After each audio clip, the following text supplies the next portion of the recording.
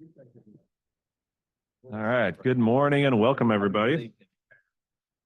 I'd like to call to order the Transportation Committee meeting today. As a reminder, this meeting is being shared virtually through Zoom for those who couldn't attend today, and is being recorded. Committee members, please remember to turn on your microphone before speaking, and to state your name so everyone in the audience knows who you are and can hear you, especially for those virtually. I'd like to go around and have everyone introduce themselves. I'll start. I'm Kevin Carrier, representing Lake County. Good morning, Tara Orban, representing Cook County. Morning, Amy Lee, CMAP. Megan Swanson, IDOT. Kara Bader, CTA. Christina Kapkowski, Will County DOT. Scott Hennings, McHenry County. Audrey Wenning, Metropolitan Planning Council. John Paul Deepla, FHWA. Morning, Jackie Forbes, Kane County. Heidi Lichtenberger, representing Kendall County. Tom Vanderwood with the Northwest Indiana Regional Planning Commission. Pam Jones, Center for Neighborhood Technology. Eric Long with Base. Lynette Civarola, Metra. Jack Cruikshank, Illinois EPA. Jeff Schelke, I'm the chairman of the CMAP Council of Mayors, and I'm here, I guess, today representing Mayor Rockingham, who apparently couldn't make it, so. John Loper, DuPage County. Karen Robles, Illinois Tollway. Steve Schulke, IDOT District 1.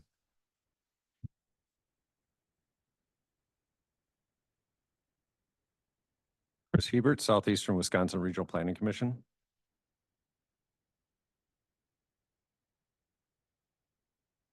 Kyle Whitehead, RTA. And Doug Ferguson.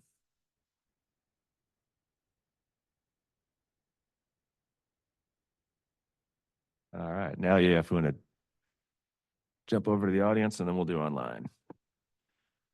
Terry Dixon, CMAP. Gretchen Clark, KCOM. Zubair Heather, Baxter Woodman. Eric Trinota, Northwest Council of Mayors. George Candeville, KCOM. Drew Duffin, McHenry County Council of Mayors. Brian Larson, North Shore Council of Mayors. Jennifer Henry, CTA. Mike Clements, Lake County DOT. Stephanie Pfeiffer, CMAP. Aspen Walters, CMAP. Brittany Mattias, Southwest Conference of Mayors. Leslie Rower, South Suburban Mayors and Managers.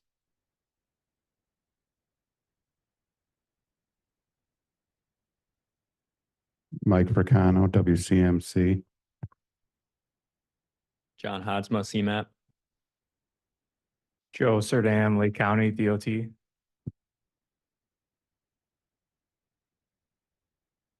Russell Petroviak, CMAP staff.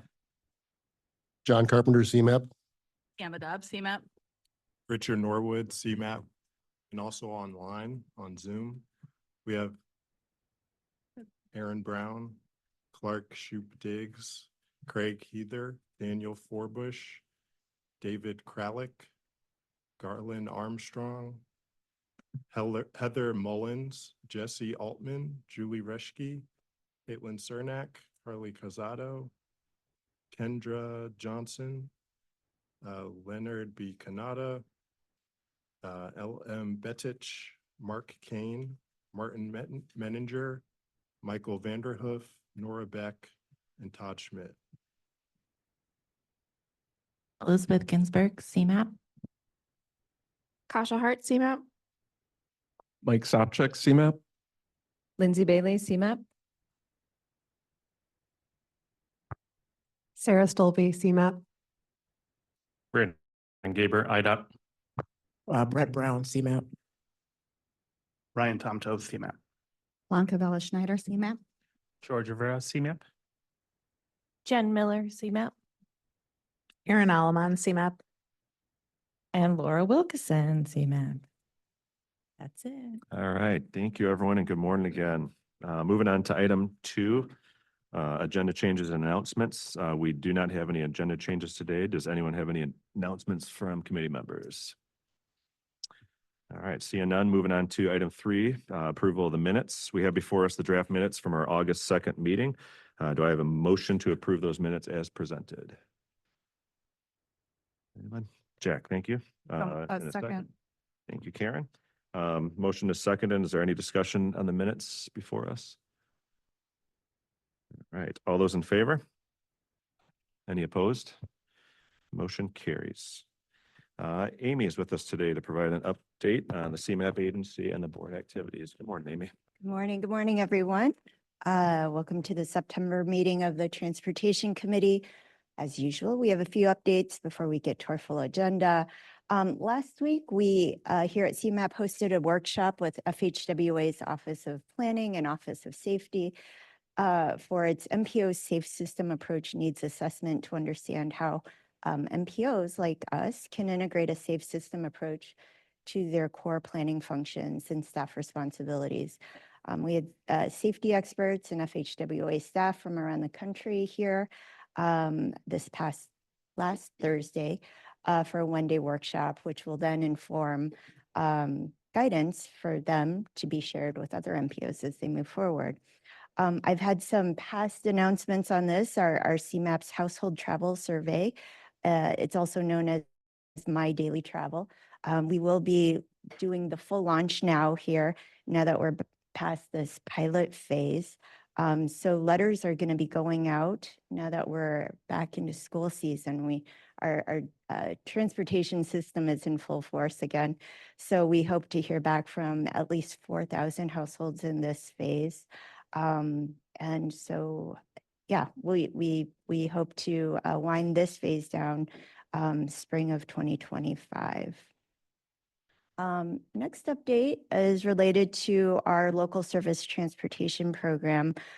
We've developed some program summary brochures around these programs by Council of Mayor jurisdiction. We hope that this will provide a clear overview of the projects and the awarded funding, selection criteria, and how communities can best prepare for the next call for projects in 2025. I'll also note, we also get often a lot of questions about the projects that are included into TIP amendments and questions around what's baked into those projects as they move forward. This is a real opportunity, if you take a look at these brochures, to have a heads up on what those projects are. So if you do want to get engaged in that planning process, it's a good place to see what projects are moving forward. Let's see here. Relatedly, call for projects for our federal funding programs. This is coming up. We expect the call for projects to open October 21st.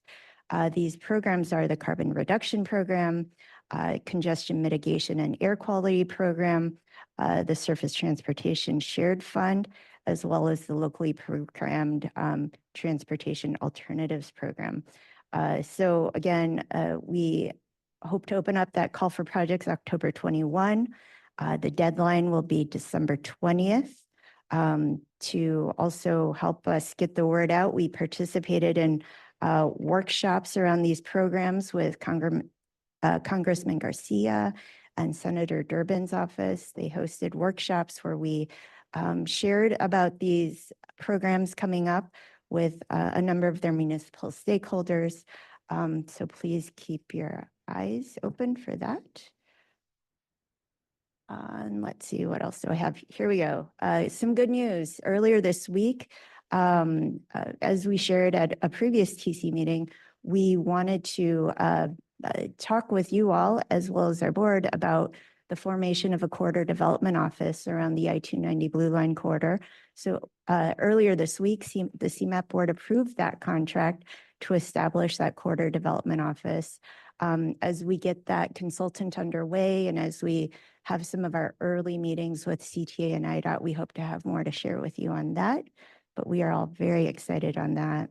And then finally, we have a legislative update here towards the end of the agenda when we'll have our staff member Kasha Hart up here to share more about intergovernmental affairs and the team's work around that. We have been following the Senate Transportation Committee hearings taking place across the region on transit. The hearings have provided local insights to the General Assembly as they navigate how they will address the fiscal cliff and other reforms in the next several months. And then just for you all to know, Speaker Welch just recently announced the formation of a working group focused on public transit. So we look forward to continuing to work with them and to support decision-making around the work that we've undertaken through the PART report. Let's see, I think that concludes my updates. Back to you. Awesome. Thank you, Amy. We appreciate those updates as always. Moving on to items 5, we do have one item for approval today, item 5.01.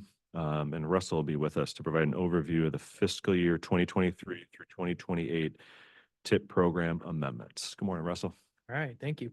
Included in your packet today is a memo detailing the 36 TIP changes contained in formal TIP Amendment 24-11 and the 104 TIP changes contained in Administrative Amendments 24-11.1 and 24-11.3.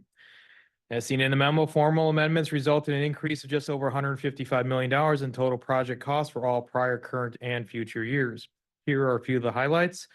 $30 million is being added to rebuilding the State and Lake L Station on this amendment.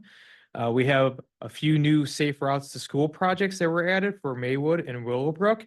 And IDOT added funds to their ADA project, which is actually improving and doing ADA improvements at several hundred locations throughout the region as part of their multi-year ADA implementation efforts. Administrative amendments added $25.6 million to the TIP in all prior, current, and future years. The net change for total cost in the TIP from all amendments resulted in $180.6 million being added to the TIP in prior, current, and future years. As shown in the memo, cost changes comprise most of the formal changes, while administrative amendments were primarily AC and ACC changes, cost changes below the formal amendment thresholds, and schedule, mainly letting date changes. Accounting for the amendments presented to you today, the TIP remains fiscally constrained. The amendments, along with the memo, were posted on September 6th for committee and public review. Approval of formal TIP Amendment 24-11 is requested, and if there are any questions, I can answer them at this time. Great. Thank you, Russell. I'll entertain a motion to approve TIP Amendment 24-11. John Loper, DuPage. Thank you, John. Do I have a second? Tara Orban, second. Thank you, Tara. Any questions or comments, discussion for Russell? Seeing none. All those in favor? Any opposed? Motion carries. All right, moving on to item 6.01. Doug will be with us this morning to give us an update on the CMAQ Midpoint Performance Plan. Doug? Morning. The federal performance measures established by MAP 21 and then refined by the FAST Act and IIJA set 3 specific measures that are tied to the Congestion Mitigation and Air Quality Improvement Program, or CMAQ. Our region receives CMAQ funding because we are in non-attainment for national ambient air quality standards. And as part of the CMAQ performance measures, Northeastern Illinois is also required to develop a performance plan that will cover 4-year periods of time. The first performance period was started in 2018, and we're currently in the second performance period, and we're at the 2-year mark. The targets that were included in here were approved as part of the System Performance Report appendix to the ONTO 2050 update that was approved back in 2022. So to go over there's 3 performance measures that we're specifically talking about. The first one is peak hour excessive delay, which measures the annual hours of peak hour excessive delay per capita. And then the second one is non-SOV travel, which is the percentage of non-SOV occupancy vehicle travel, single occupancy vehicle travel in the region. And the last is the total emissions reduction, which looks at 2 specific precursors for ozone, volatile organic compounds, and nitrogen oxide emissions. And those are shown in kilograms per day. For both the peak hour excessive delay and the non-SOV, we are required to set those targets with our neighbors, Northwest Regional Planning Commission, so that they, because of the air quality non-attainment area extends into Indiana. So for this first one, you can see the peak hour excessive delay. We actually met our 2-year target.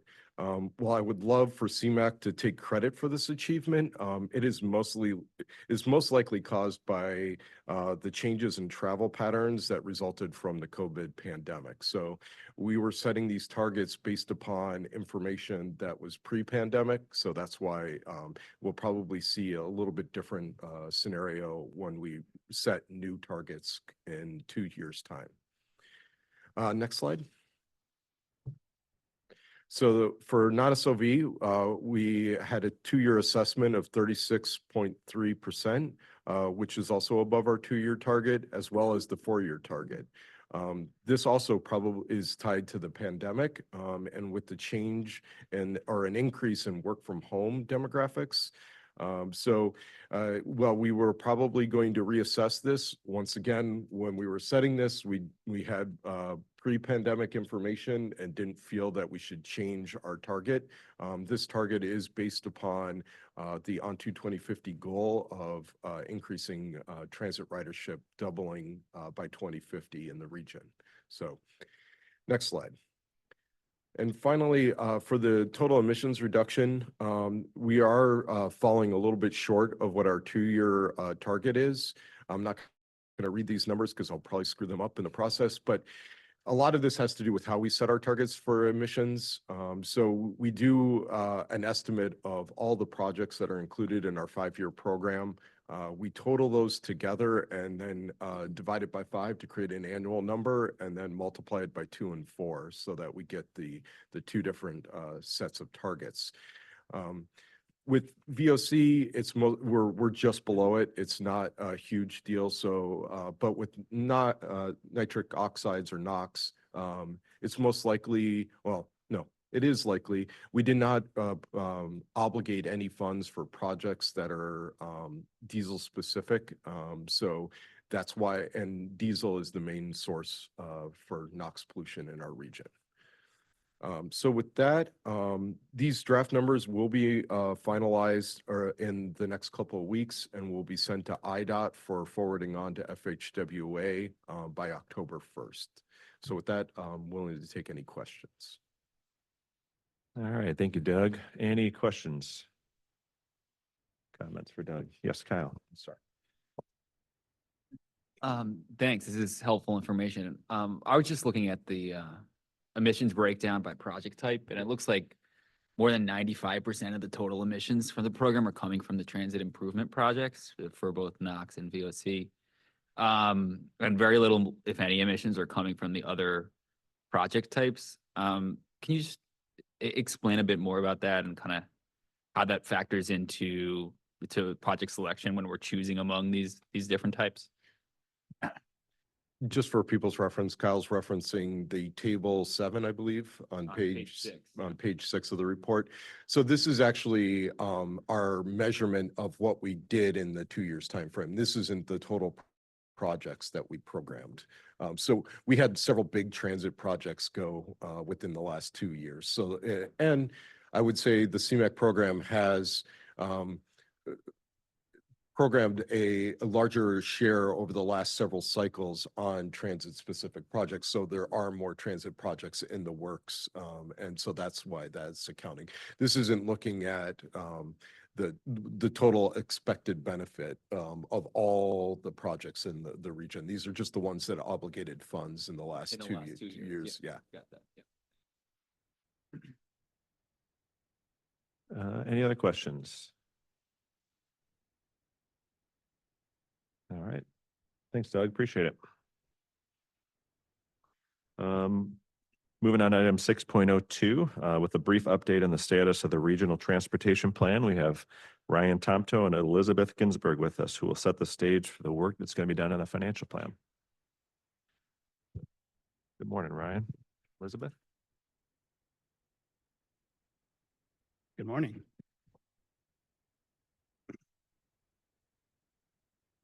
Again, yeah, my name is Ryan Tomto. I'm a Principal Policy Analyst here at CMAP, and I oversee the Transportation Investment Strategy Program of Work, which includes the Regional Transportation Plan.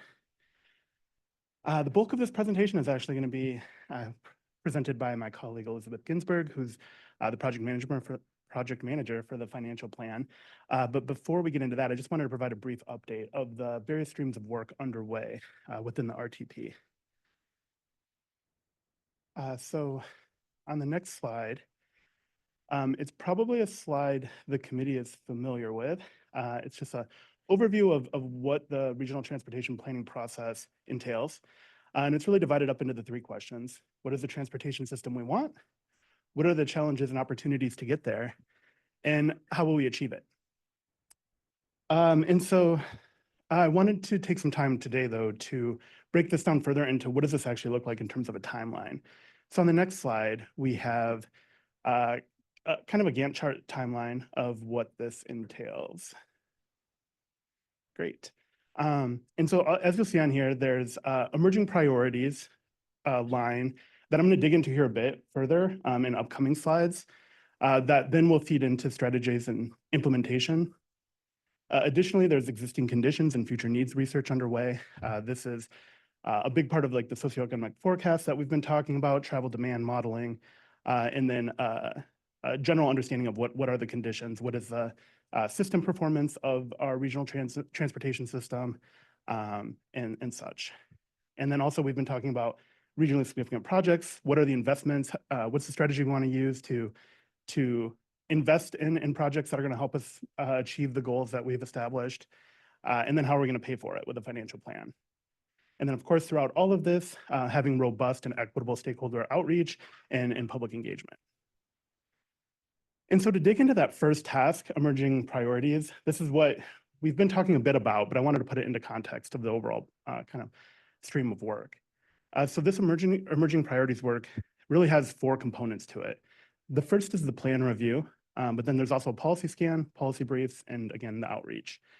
And so to dig into the plan review on the next slide, you'll recall the project manager for the RTP is Julie Rushke. She presented on this previously.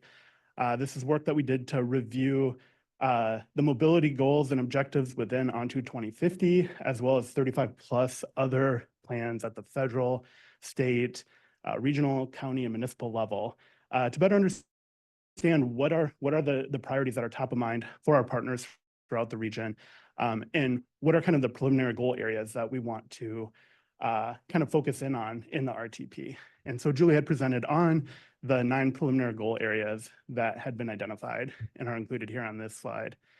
But the next step of that really gets into the policy scan work, because we know that there are the plans out there, but we also know there's a lot of work underway that is helping to advance on these goal areas. And so this is things like the climate action plan work, the safety action plans. PART is a big part of this plan of action for regional transit. We have the congestion management strategy work underway. So all of these things are different efforts to make advancements in these different goal areas that have been identified. And so right now, this is work that's underway. We're looking to identify where are these streams of work that are moving the needle on these things, and what are they producing that we need to make sure we're pulling in into the conversations around the RTP and bringing in to help inform the development of the strategies and the investment decisions that are made within the plan. So that work's underway right now. But through that, we know there's a lot of work working to move that needle on the different goal areas. But we also know there's areas where we might not have that work underway right now, or we know that there's additional needs that need to be met. So the next part of that is really looking to the policy briefs.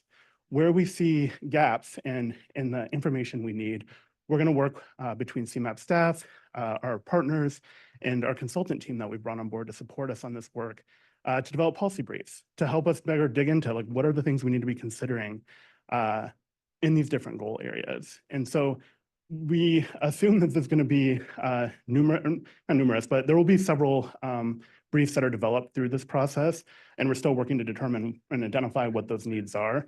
But 2 that have come up through conversations with this committee and with other outreach activities have been emerging technology and cybersecurity, as well as intercity bus and rail. And so we know those are work that we're going to be working to develop those policy briefs that we can come back and help use that to facilitate conversations around what we need to include in the plan. And so then again, to the last point here with outreach, this is consistent throughout the process, but specific to this element of the work. We are working to develop a survey with our consultant team that we can send out to build out our understanding of people's lived experiences and priorities throughout the region in terms of transportation.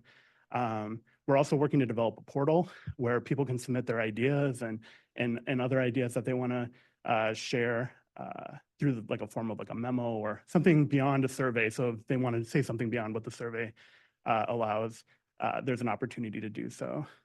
Additionally, and again, appreciate it. We've spent a lot of time having a lot of one-on-one conversations with our various partners.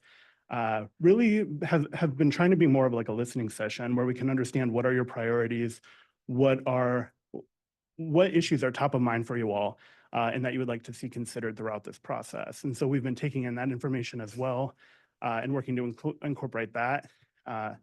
And we've also, again, I've mentioned before, but we've engaged with CMAP's Community Alliance for Regional Equity or CARE to have conversations with those community leaders and understand their priorities and perspectives throughout this. And we also had a workshop with this year's cohort of Future Leaders in Planning, or FLIP, the high school students who come here for a week to learn about planning. And we utilize that as an opportunity to understand more of a youth kind of perspective on the transportation system and what their priorities are, and had a great workshop with them. So all of this is being funneled in to put together essentially emerging priorities report that will then come back early next year and be shared with this committee and others to help facilitate conversations around those goals, objectives, performance measures, targets, and strategies that will be included in the plan and help us identify where we want to go with, especially with the strategies and investment decisions. So I want to just put some more context to that. So you all had a better understanding of what all's happening in that space and the timeline attached to it. But additionally, in terms of the timeline, existing conditions and future needs, that's happening concurrent to all of this and will be feeding into that same conversation. And then, of course, we've been working with the RSP resource group to update policies and procedures there. We have the next meeting is scheduled for October 18th. And we'll be talking about any proposed changes to the definition and thresholds for RSPs. And with the goal of hopefully opening up for taking in projects that want to be considered for the plan at the beginning of 2025. So then we also have a lot going on with the financial plan. And so with that, I might pause for a second though, before we get into that, if there's any questions that anyone has that I can address before I hand it over to Elizabeth, who will dive into the financial plan.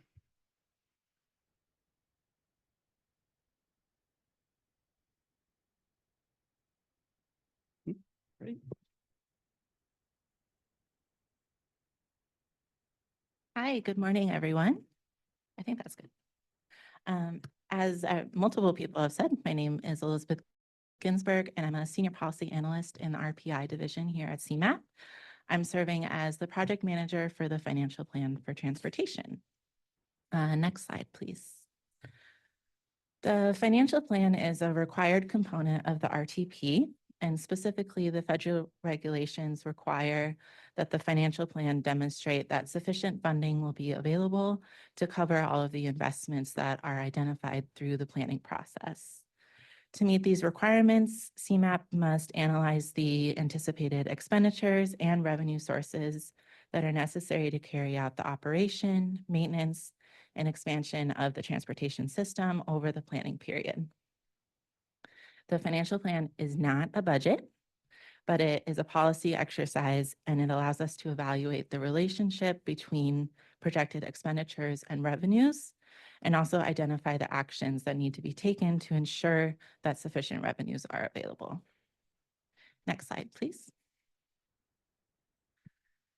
Previous efforts, particularly the financial plan for On to 2050 and the On to 2050 update, which was adopted in 2022, included the same basic components. The first is the baseline revenue forecast, which consists of all existing federal, state, and local revenues that are available for the transportation system. Federal revenues largely include the formula and discretionary funding programs that come through the national government. State revenues include the state capital program, as well as the various fees that are levied by the state and made available for transportation. So things like the motor fuel tax, the sales tax on motor fuel, which is different, and motor vehicle registration fees. Local revenues include local taxes that are dedicated to transit, so the RTA sales tax, as well as revenues collected by local governments and made available to transportation. So the county motor fuel taxes and things like municipal motor vehicle registration fees. Lastly, the baseline revenues also include all the system generated revenues, so things like transit fares and toll fees. Altogether, the baseline revenue forecast and the On to 2050 update was projected to produce $488 billion over the last planning period. Next slide. These baseline revenues have historically been insufficient to cover the anticipated costs of the plan. So the financial plan therefore has to account for new revenues that can reasonably be expected to become available over the planning period. These revenues are called reasonably expected revenues, and they must be implemented in order to ensure the future viability of the system. In the last plan, these generated an additional $38 billion for a total constraint of $526 billion. The reasonably expected revenues from largest to smallest included tolling all highway expansions and reconstructions, replacing the MFT with a road usage charge, modernizing the sales tax by expanding the base to include services, implementing a regional revenue source via a fee on TNCs, and expanding local pricing of parking. Next slide. On the expenditure side, the total fiscal constraint was then spread across the categories that are identified in the graphic here. The cost of administering and operating the current system, as well as maintaining the current system in its existing condition, otherwise known as the baseline expenditures, was previously projected to account for over 80% of the transportation system's costs. The remaining costs include improvements to the existing system that would be required to meet the plan's system improvement targets, policy-oriented enhancements that would meet other regional goals, things like improving ADA accessibility across the system and updating ITS systems, and the new capacity costs associated with regional projects identified by the plan. Next slide. Although all of these pieces have historically been calculated separately, the final step has been to bring everything together. Baseline revenues and costs associated with operating and maintaining the system have generally limited the level of investment that might be possible, while reasonably expected revenues have provided a way to expand the fiscal constraints and account for the costs of adding more capacity to the system and achieving other system enhancements. Next slide. The approach we are planning for the next financial plan includes many of these same components, so bear with me.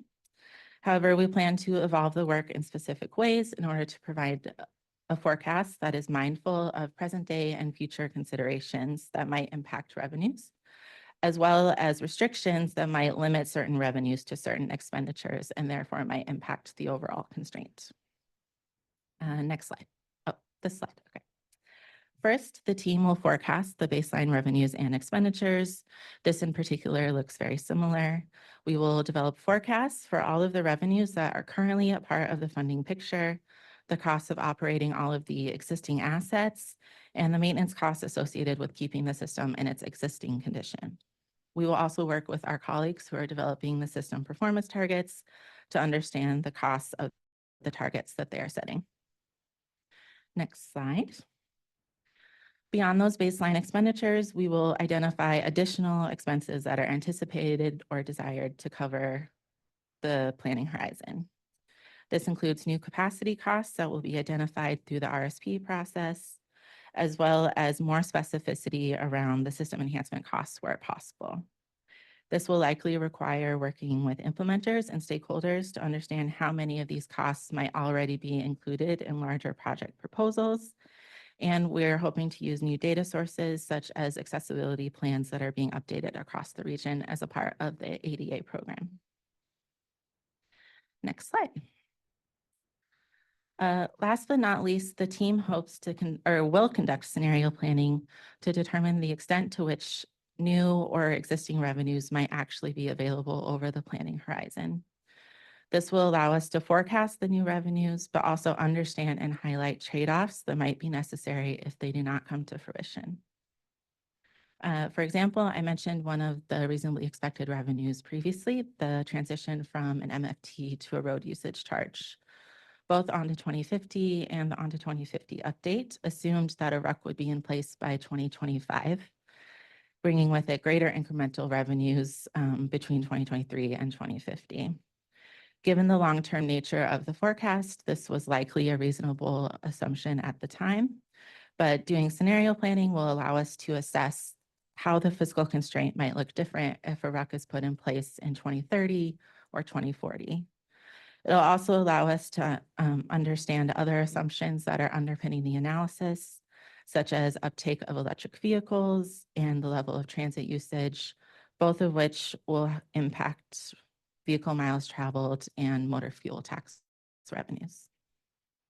Ultimately, we believe that having a more mindful and strategic understanding of the fiscal constraints will provide us with the knowledge we need to make critical decisions about the transportation investments identified in the plan.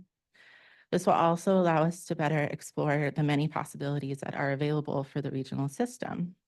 Things from prioritizing state of good repair projects across the system or supporting greater levels of transit service. Next slide. Now that the time has come, we are very excited to move out of the planning phase and kick off this effort. We've already been working with RTP consultants who are evaluating our previous model, and we'll be working with them in the next couple of weeks to finalize our plans for building out new models. We've also already begun collecting data, things like revenues that have been collected since 2022, and up-to-date information on asset conditions so that we can estimate costs moving forward. Additionally, over the next couple of months, we will be establishing a financial planning resource group that will help us to identify and evaluate the assumptions that pose implications across the plan. We will follow up with many of you shortly to identify the most appropriate financial planning representatives from your organizations who can participate in that process. And that is my presentation. I can open it up for questions.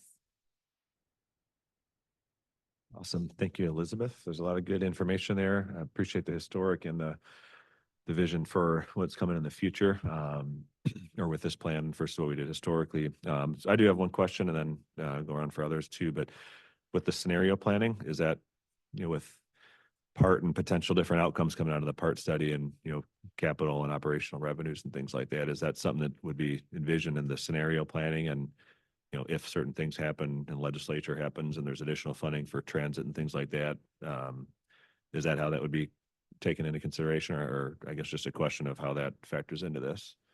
Yeah, we're still figuring out the best way to account for part in the analysis. Some of the assumptions might actually be baseline assumptions, so things like fare increases and levels of service, but the availability of funding in the future might fall in the scenario planning bucket, but we'll definitely make sure that all of that work is incorporated.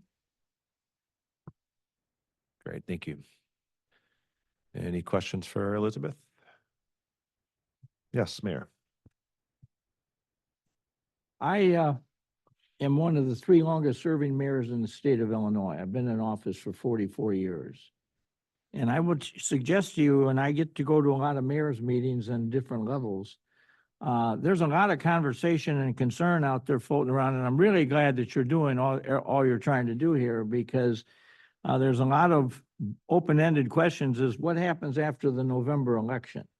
And depending on who wins and who doesn't win and whatever, there's a lot of concern that at the end of the day, there's not a lot of new money, new funding being created. There's not a lot of efforts being talked about, new taxes or new revenues or whatever have you. One of the things that's a big fight in Illinois right now is what they call the LGDF, the Local Government Distributing Fund, which is the cities are supposed to get 10% of the state income tax on an annual basis distributed on a per capita basis. Well, somehow or another, that 10% has diminished itself and nobody's really quite sure what that percentage is anymore. They think it's someplace between 6 and 7. And so now the legislators have been spending that they'd like to guarantee to the cities that they'll try in the next sessions to try to get it back up to 8. It's not going to be, I guess, to the 10 that was promised. But there's a lot of cities in the area that are highly dependent on that source of revenue to come at them. And it's a lot of it seems to be being diverted. So there's, in my 44 years as the mayor, I've never seen so much conversation and concern about where we're going with the money and who's got their hands on the money and what could be new revenues and what's going to be taken away. So it's the big question in the room right now, I would tell you, amongst the mayors in the area. Yeah, it's great feedback. I don't know, Elizabeth, if you have a.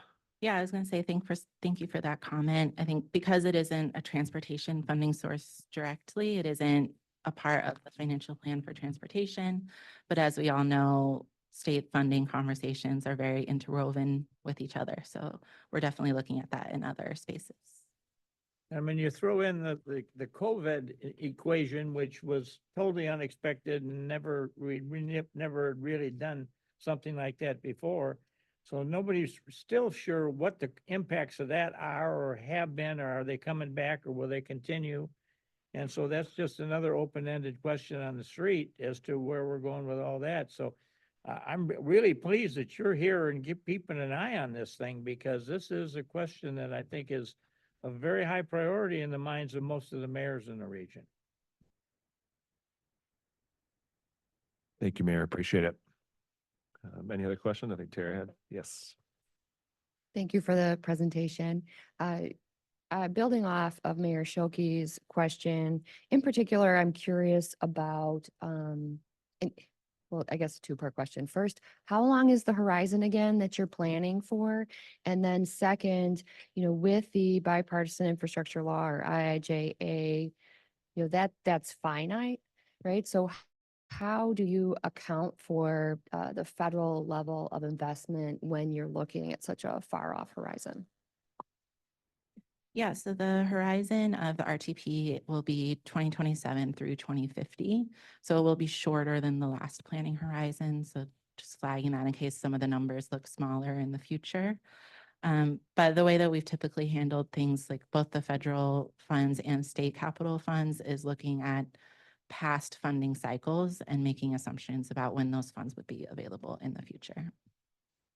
So for instance, at the state level, we assume a 5-year capital program every 10 years.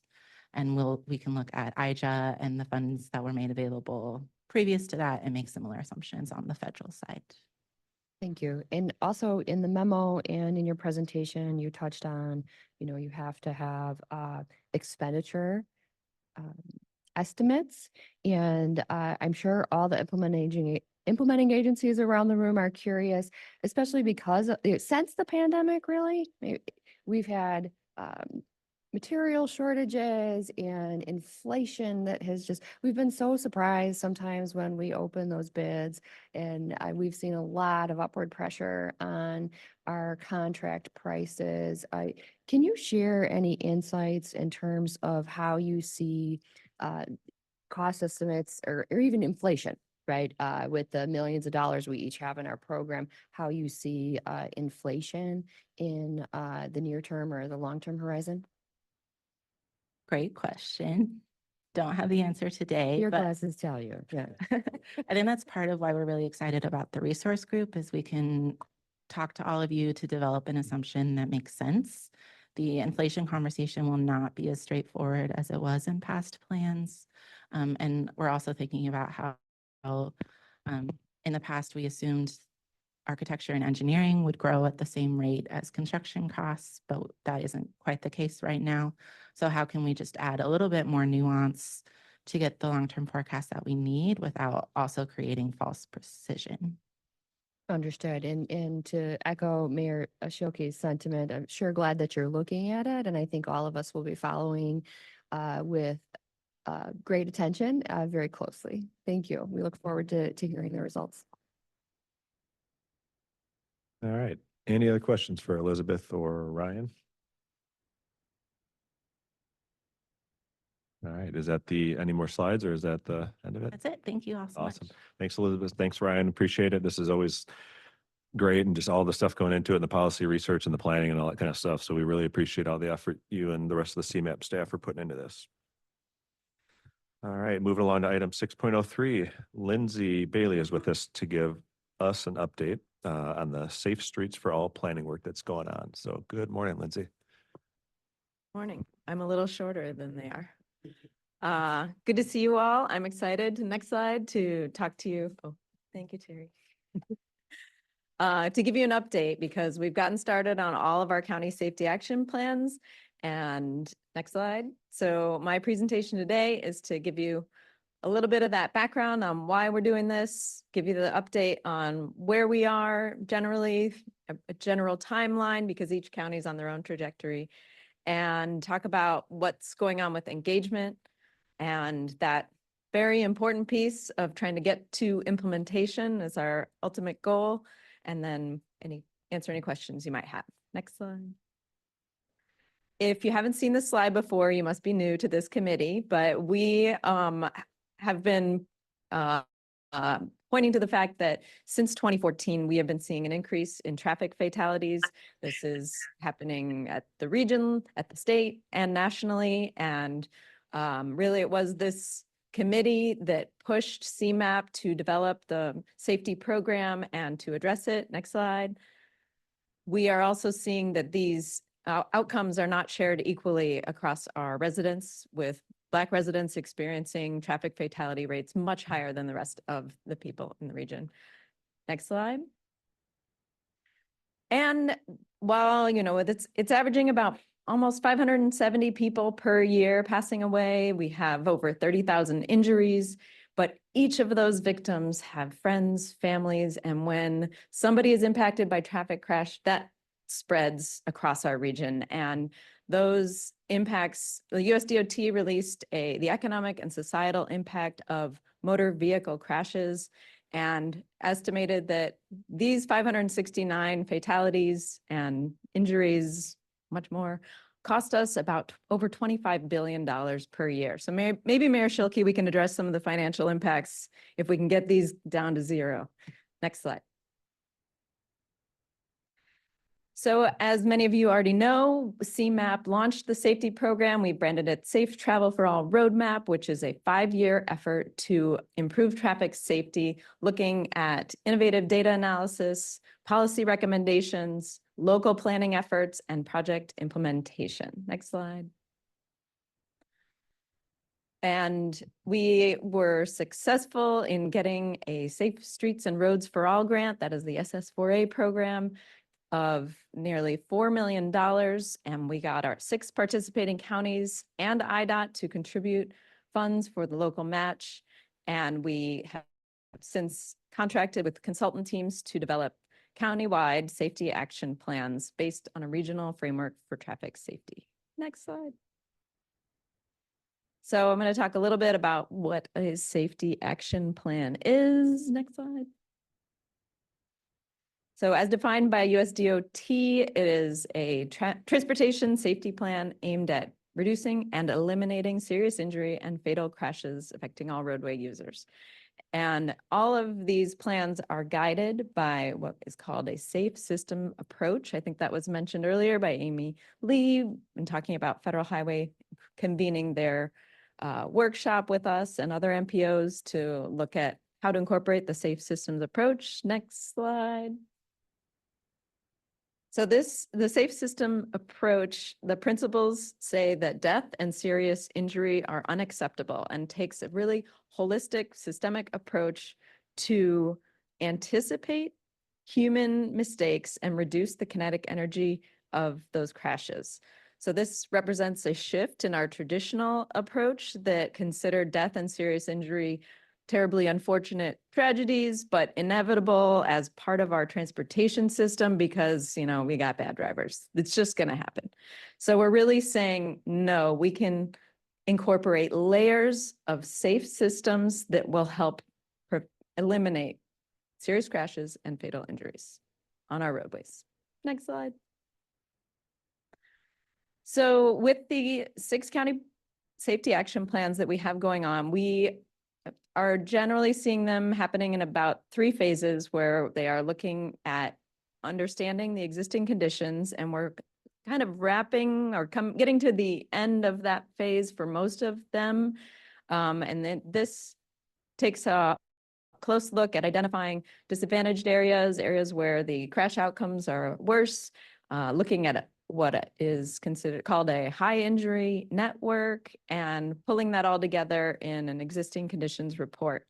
The next phase is going to be identifying potential strategies and getting into prioritization. And that's when we're going to really bring in our regional stakeholders to help us look at that prioritization.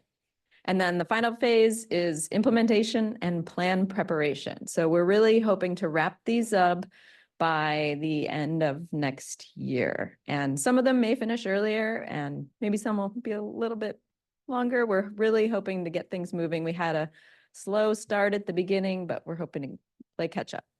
Next slide.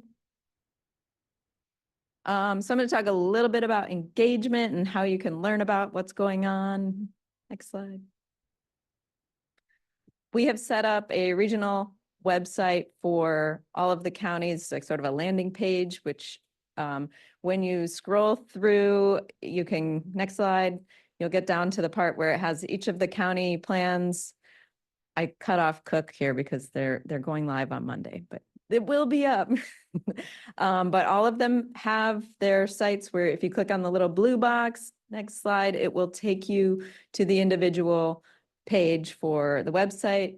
And on the right-hand side, there's a spot to sign up for project updates, and it lists upcoming events with each county plan.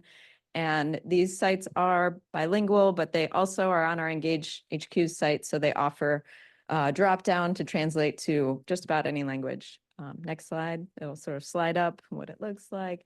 Each one will have a map. Next slide, where, and this here I'm showing Will, they had an engagement event and they got a lot of people to put in some of their safety concerns and drop a pin on a map, but each county has this ability to let people identify some of the safety challenges. Next slide. And the most important part, implementation. That's really why we're here. Next slide. As I mentioned, the SS4A program is the grant that we received. There are 2 different types of grants. There are the planning and demonstration grants, which is what we got. And then there's implementation grants. And in order to get an implementation grant, you must have a safety action plan in place. That's why we started there. We do know the number of our communities, including Chicago, I believe recently was announced that they got an implementation grant. We've had some other communities that got planning and demonstration grants that can help supplement the work that we're doing. Next slide. And we have a project management team that is really following all of the work that each of the counties are doing to ensure that we are meeting the requirements of at the federal level of a eligible safety action plan, so that all of the communities in the region, in the 6 counties, will be eligible to apply for those implementation grants. Next slide. And then as the consultants get into that process of developing some of the strategies, we're also looking at what are some examples of infrastructure projects that have been funded, the roundabouts, that really traditional representation of how to reduce kinetic energy in a crash, because when you take out that T-bone possibility of having people go around the circle, you can significantly lower your fatal and serious injury crashes. But these are just some examples. Next slide. There are also operational safety projects that have been funded across the nation. Next slide. And the safety action plans will also incorporate and identify strategies and policies that will help get us to zero fatalities and serious injuries. Next slide. So we have the website, I think it was safetravelforall.com, but we were encountering some problems with firewalls. So we can get around that by using the CMAP short URL, cmap.is/safe travel for all. And I think that wraps up what I've got to say. So do we have any questions? Thank you, Lindsay. Any questions? Yes, Mayor. I don't mean to be the one that talks all the time here. As the mayor of Batavia, we were one of the first cities to put bike trails on the Fox River on both banks. I now have a bridge that specifically is for bicycles to connect from one side to the other. And CMAP has been out there over the years, and they've been a good partner, and they've counted and made recommendations to us about things that we should do to try to enhance, the whole problem. The big problem we seem to be having now, however, is the electrification of the bicycle. And we've got a lot of bicycles flying down the streets being driven or ridden by, I'll call it 10 years or younger. And they're going down the street 30 miles an hour. And, I've had several people say to me, isn't this a motorcycle? You're trying to tell me this is a bicycle? Is there any conversation about trying to put some kind of a license plate on these electric bikes? I don't know about license plates, but they do have different classifications of electric bicycles, whether it's level 1, 2, or 3. And there are some restrictions based on what type of electric bicycle there are. Like my e-bike doesn't get above 20 miles an hour, and I barely ever get that fast. But there are some out there that can go very fast, and they shouldn't be on our side paths. But I'm looking. I've had one fatality and 2 very serious injury accidents involving them this year. And so it's a problem that nobody seems to have an answer for or is doing anything about it. And these folks are just freewheeling on these electric bicycles. That's a whole new game that's out there that nobody seems to want to touch. I don't know what the deal is, but it's there. Yep, certainly. I think we've done some looking into that too. And even some of the e-scooters and stuff, I'm looking at Mike Clemens, our PL in the back of the room, and he's seen some of those can get up to 70, 80 miles an hour top speed. Like some of them are cruising. So yeah, certainly something that I think we're starting to kind of see an impacts of and stuff like that. So definitely something that we've been aware of. So yes. Lindsay, great presentation. Thank you. We have a different problem in Chicago. The size of vehicles are a tremendous problem. So not scooters or bikes, but SUVs, large trucks are hitting and killing people. So we appreciate everything that you're doing. And I wanted to know if vehicular size plays into this at all. So safe vehicles is one of the components of the safe system approach that we look at. And I think we are doing a series, or the consultant teams are each looking at what's called emphasis area reports. We have 19 different emphasis areas, and each county is doing 3 or 4. And within that, they will look at each part of the safe system. So they will address the size of vehicles. And I usually say that 2014 is when the market share of SUVs and light trucks exceeded that of small vehicles. And that's when we started seeing the increase in fatal outcomes. So it's definitely something that we consider. But there's not much we can do about it as an MPO. We can just educate people on that. Thanks, Chris. I think we had Joe, and then we'll come over to Kyle. Yeah, Joe. Just a quick question. How will the countermeasures be selected, and who will select them? So the county consultants will identify what the particular or unique conditions are in each of their counties, and they will use, there's a lot of research on proven safety countermeasures, and so they'll look at which countermeasures will make the improvements that we'd like to see for the particular challenges that we're seeing in each county. And I think we'll also work with our local partners and IDOT to understand, where do we have extra funding? What are some of those low-hanging fruits that we can address quickly and put things in right away? Thanks, Kyle. Is there a focus on a particular type of roadway in this project? Like, are we talking about local roads, state-owned arterials, federal highways? Is it all of the above? I will say that our preliminary data analysis is showing, as you see across the nation, that our arterial roadways are the ones where we're seeing the most death and serious injuries. So those 4-lane roads, 30 to 40 miles an hour is generally where we see the most crashes. It's kind of where I was going. I'm just thinking about this in terms of like implementation and recommendations. I know like the state's schedule for rebuilding roadways like that is a key factor here, right? So how can we kind of link up opportunities with that schedule rather than having recommendations that are going to have to sit there for a decade until that roadway comes up, right? Yeah, I think that's an excellent point, and we are very happy that IDOT is a committed partner in this effort that we are undertaking. And so when we have those regional convenings of stakeholders, we will be looking to see what we can do. Thanks, Audrey. Yeah, hi. Thanks for the presentation, Lindsay. To what extent will the countermeasure of shifting people onto transit be considered? Getting people out of vehicles and like a safety countermeasure being building a better bus stop or building sidewalks to connect to transit routes so that people can stop driving or reduce their driving. I think that is an extremely important part. I don't think that is the primary focus of SS4A because it's looking at vulnerable roadway users, but riding transit is the safest mode of transportation that we have. So I do think that we will make sure that that is part of it. And we have invited PACE and Metra and CT. Well, actually, we haven't spoken directly with CTA. So we will incorporate them as we get our Cook County projects launched.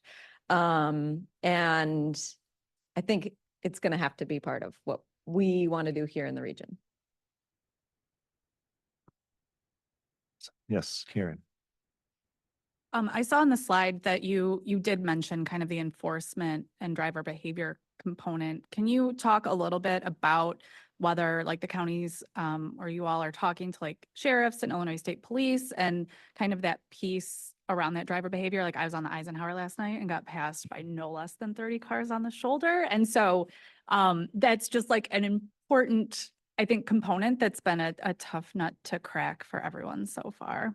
Yeah, we at the county level, I think the steering committees generally have a representative from law enforcement who can provide that perspective.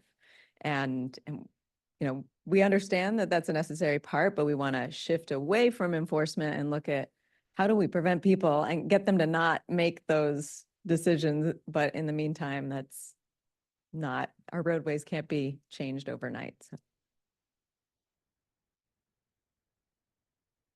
All right. Any other questions? Yeah, it's a great discussion. So appreciate it. Thank you very much. And we appreciate all the staff effort and obviously CMAP's leadership in this important initiative. So thank you. Thank you. All right, moving on to item 6.04 is our state legislative update. Kasha Hart from CMAP's Intergovernmental Affairs Group is here with us today to provide the update. Good morning, Kasha. Good morning. Hi, everyone. Kasha Hart with our Intergovernmental Affairs team. So as Amy noted, this summer has been really busy with some transit-related legislative activity. The Senate Transportation Committee has continued their hearings around the region focused on various elements of service improvements. I think we have two hearings left, one next week in Lake County or the Northwest suburbs focused on climate mitigation, and then another one later in October focused on statewide transit needs. We've been very closely monitoring these hearings and continue to be responsive to legislator questions that arise, you know, coming out of some of the questions that emerge from these hearings, and we're going to continue to do so as these conversations progress. Speaker Welch has also recently announced the formation of a House working group focused on public transit, and we've already been in touch with those working group members just to provide them with some part-related resources. And we're looking forward to kind of providing them with some information and guidance as they begin their conversations as well. Otherwise, since we've last met, we've really just continued to spend our summer meeting with legislators to share more about the work that we have underway. So this certainly includes, transportation related work, but also focusing our conversations on climate and water and housing, just to help kind of convey the breadth of work that we do and how all of these pieces are interrelated with one another. It's been, a really good opportunity to strengthen some relationships and build some new ones. In other legislative news, the governor obviously has been busy this summer signing a number of bills into law. One of those was Senate Bill 3389, which we have referred to previously as the RPA modernization bill. So as a reminder, this bill makes some slight adjustments to the Regional Planning Act, our enabling statute, including reducing the number of board members in office needed to take action on specific administrative matters to a simple majority. So we're excited to have that officially over the finish line. It'll go into effect January 1, 2025. Other than that, we have included a few bills in your packet that we've been tracking that we think would be of interest to the committee. Tried to focus on what's been signed into law, but we have a couple of others in there that we thought may be of interest to that group. Otherwise, I'm happy to take any questions folks have. All right. Thank you, Kasha. Any questions? Tara. Hi, Kasha. I think I asked about this at the last meeting. I am curious because about the House Bill 3530. It's about changing the speed limit, which means lowering it. And I know Representative Buckner is also active on the public transit working group, so seems to be active in the transportation space. And I believe this bill has a lot of synergy with some of the previous presentations on improving safety just because of the lower vehicular speed. So any insights on this, on how much traction it has to be implemented? Yeah, I think there's certainly interest in continuing to work on this issue. I think there are still some kind of implementation questions with some of the particularities of the legislative language is my understanding. But I think, clearly it's still a deeply relevant issue to our region and really the whole state. So I think, we'll certainly keep an eye on it if there's further activity in veto session, but we may see the conversation restart again once the new General Assembly is in office in January. So I do think there's still momentum to address this though. All right. Anything else? Thank you, Kasha. Appreciate it. All right, moving on to item 7, other business. I do have a quick, more of an announcement than the other business, but we should have all received an email invitation for the Tollway Capital Plan Open House. It's going to be happening right after TC today across the hall. So that's just one of, I think, many opportunities that the Tollway is going to be putting out there for folks. So looking forward to that. But is there any other business that committee members would like to bring forward today? All right. Seeing none, moving along to public comment. Does anyone from the audience wish to address the committee today? Nothing. Terry's got nothing online, Yeah.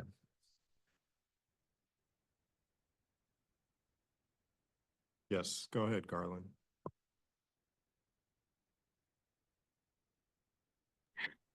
Hi, everyone. It's Garland Armstrong, formerly of Des Plaines, now living in Des Moines, Iowa. I would like to give kudos to those making sure that the disability community will definitely have more sidewalks, especially when you go around in different regions. There are some that doesn't have no sidewalks when they're waiting at the bus stop in those counties. So you got to make sure that if they're waiting at the bus stop in the grassy part and there's no sidewalk connecting to it, you make sure that the disability community, that they will make sure that they'll wait at the bus stop and make sure that they have a sidewalk, because that's going to be a hard part for them when they're getting on the bus and they have to go like a little bit in the street area. So I want to give kudos to all of that. And as you know, everybody, you should be keeping posted September the 23rd, the Greyhound bus station depot, there will no longer be that down on West Harrison Street. And that is also my concern, especially when I have to come alone on the Burlington Trailways affiliate with Greyhound, especially since y'all working on it to make sure for the drop off and pickup. I hope y'all monitor it very carefully, because sometimes it's a deep concern if I have to get the call from the nursing home of the passing of my mother and I have to come alone and there's no bus depot. And then I would have to take Amtrak all the way, and a friend of mine who would have to drive me down to Osceola train depot, and that's an hour drive. And then once I get there to Union Station, then at least I'll be able to spend the time with my friends. So I hope y'all monitor it very carefully and make sure what's next for the Greyhound bus depot, since there'll be a rally and a hearing on it. There'll be a hearing coming up on the 23rd, 10 a.m. So, and there'll be a rally too over it. So I hope y'all be monitoring very carefully, because that's my biggest concern, and same thing too for Heather. So I just want to give you the heads up on that. And if anybody else have anything else to say, I'll be glad to answer it for y'all. Awesome. Thank you, Garland. Great to hear from you, and say hi to Heather for us. And we always appreciate the comments and the feedback. So thank you very much. Thanks. Have a nice weekend. Thank you, Garland. You too. And it looks like that is all for the public comments. Next meeting of the committee, sad to say this, but is November 22nd. So the summer is coming to an end. November 22nd, 2024 will be our next meeting. Seeing no other business before the committee, do I have a motion to adjourn? Scott, got the motion second? Karen, thank you very much. All those in favor? Aye. Any opposed? Motion carries. Thank you, everyone.